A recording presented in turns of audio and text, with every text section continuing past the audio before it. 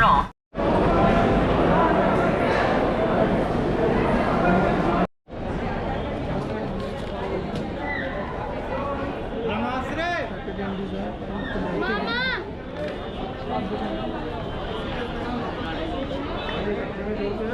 Taxi लेंगे sir guest house घाट के पास में।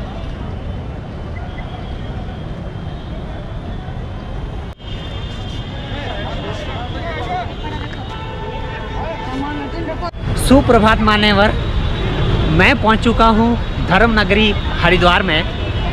अभी जो ट्रेन थी वो थी शताब्दी एक्सप्रेस, देहरादून शताब्दी।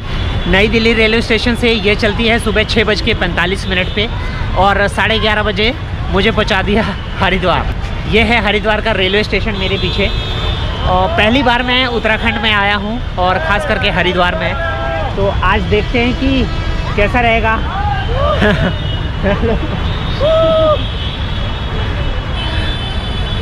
जॉली लोग मिल जाते हैं सुबह सुबह कहीं। तो वो पीछे से चिल्लाने लगे हेलो हेलो हेलो कैमरे को देख के। तो आज का जो दिन है वो मैं यहाँ पे बिताऊंगा हरिद्वार में, देखूंगा हरिद्वार। मुझे सबसे पहले देखना है गंगा जी को। गंगा जी से मिलने का बहुत ही मेरा मन था काफ़ी समय से। तो आज मैं अभी फ़िलहाल सबसे पहले लंच करूंगा, उसके बाद फिर निकलूँगा गंगा जी की तरफ। देखते हैं वहाँ पे क्या क्या होता है। तो आइए चलते हैं।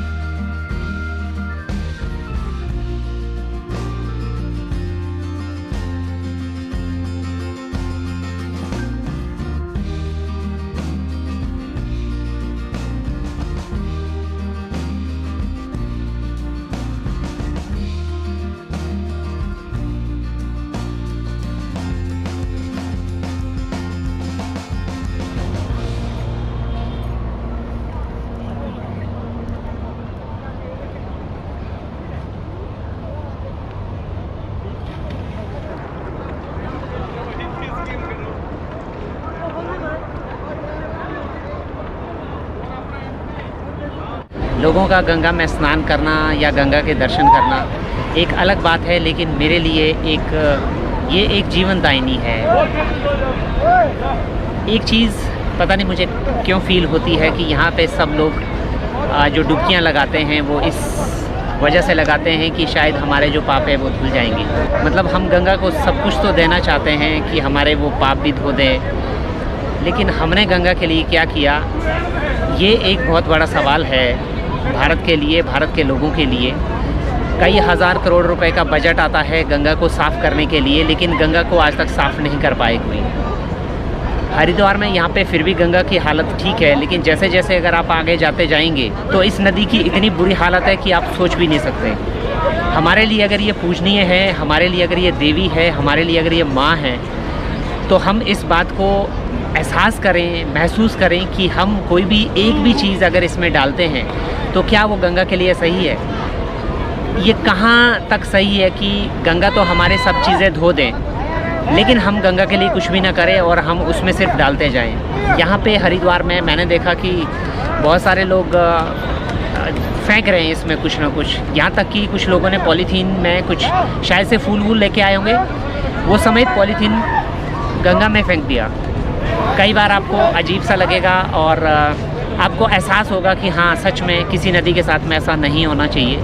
एक अलग सी फीलिंग है, क्योंकि मुझे नेचर से प्रेम है। ये नदियाँ मुझे बहुत प्यारी लगती हैं।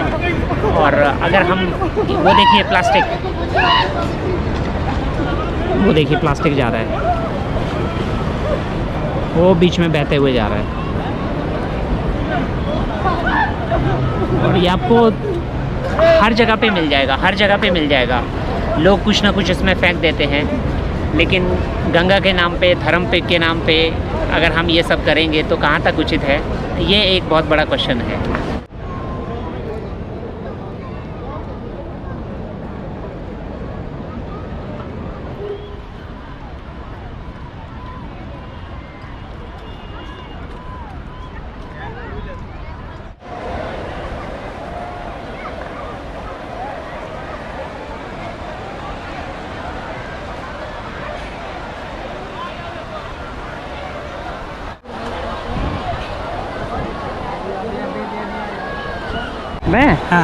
मैं दिल्ली से आया हूँ। अच्छा अच्छा, हाँ दिल्ली से आए हैं। हाँ जी। आज बाबा को 100 रुपये दे देंगे आटे के लिए। बाबा बड़ी दूर से आते हैं, हम केदार बद्रीनाथ से।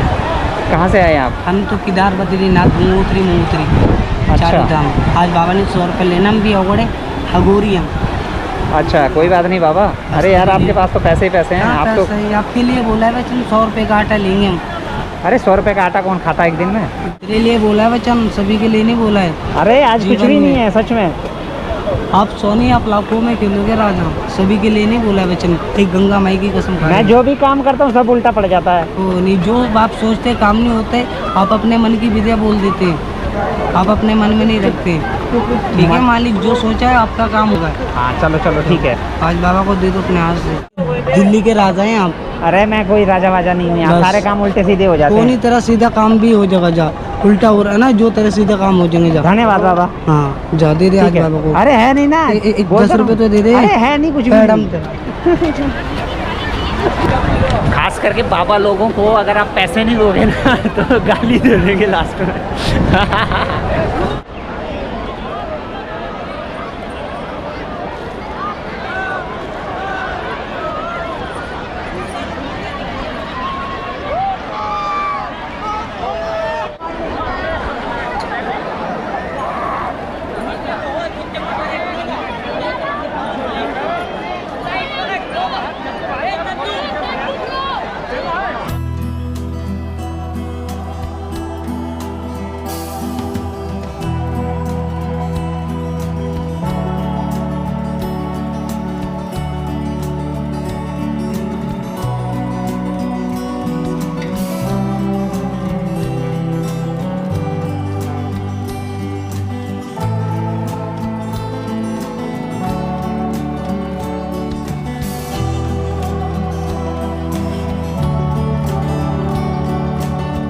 जो लोग तैरना जानते हैं वो इस नदी में बिल्कुल बीच में बहाव में चले जाते हैं। अभी 2 लड़के बिल्कुल बीच बहाव में चले गए थे। गंगा जब पहाड़ों से निकलती है तो बहुत ही खूबसूरत होती है, बहुत ही साफ़ होती है, लेकिन आगे चल के इसमें बहुत सारी चीज़ें ऐसी हैं जिसमें से हमारी इंडस्ट्री का बहुत बड़ा हाथ है, लोगों का बहुत बड़ा हाथ है। नदी नाले इसमें आके मिल जाते हैं और आगे जाके इस नदी का जो बुरा हाल होता है वो कल्पना से भी परे है। लेकिन मैं खुद चाहूँगा कि मैं कोई ऐसा काम ना करूँ, मैं इस गंगा में डुबकी नहीं लगाऊँगा। उसका एक कारण ये है कि लोग यहाँ पे डुबकी अपने धार्मिक स्वार्थ के लिए लगाते हैं कि उससे उनके जो कर्म हैं वो धुल जाएंगे, पाप मिट जाएंगे। लेकिन मैं अपने पापों के लिए खुद ज़िम्मेवार हूँ। मैंने जो किया है उसके लिए मैं खुद ज़िम्मेवार हूँ। मैं नहीं चाहता कि मैं गंगा के ऊपर कोई बर्डन डालूँ। मैं खुद तैयार हूँ उस चीज़ को भुगतने के लिए। तो मैं नहीं चाहता कि मेरी वजह से, एटलीस्ट मेरी वजह से, गंगा एक बार फिर से गंदी हो जाए।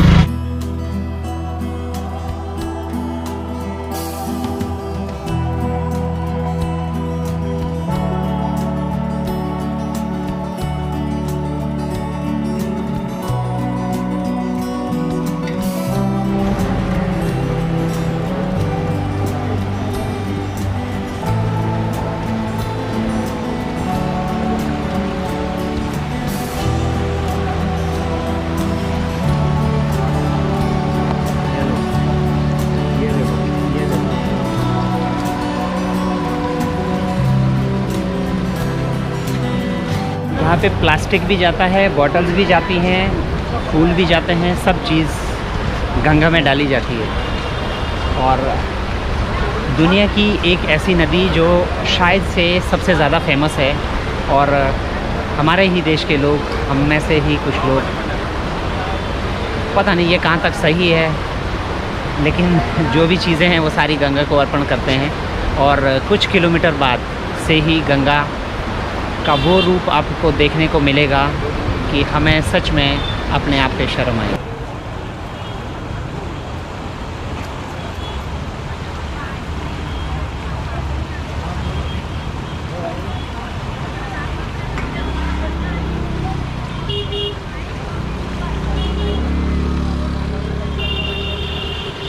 पीछे पूजा पाठ की तैयारी हो रही है और आंटी कपड़े धो रही है। ये जो कपड़े धोने वाला सीन है, ये एक बार मेरे कुछ रशियन दोस्तों ने मुझे बताया था कि आपके यहाँ पे जो गंगा है उसमें कपड़े धोए जाते हैं। उन लोगों के लिए एक नई बात थी।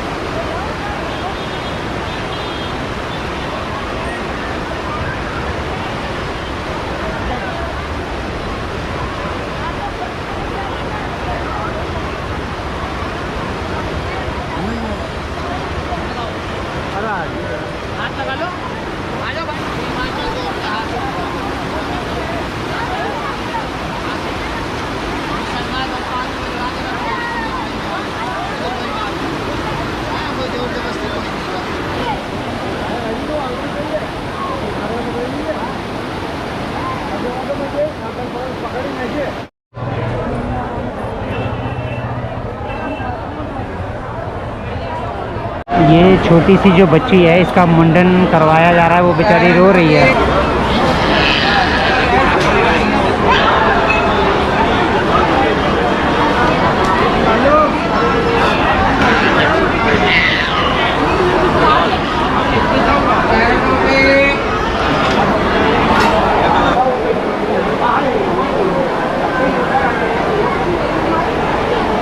जो लोग नहीं जानते हैं उनकी जानकारी के लिए बता दूं, ये एक धार्मिक अनुष्ठान है हिंदुओं का, जिसमें कि अस्थि विसर्जन से पहले ये किया जाता है यहाँ पे।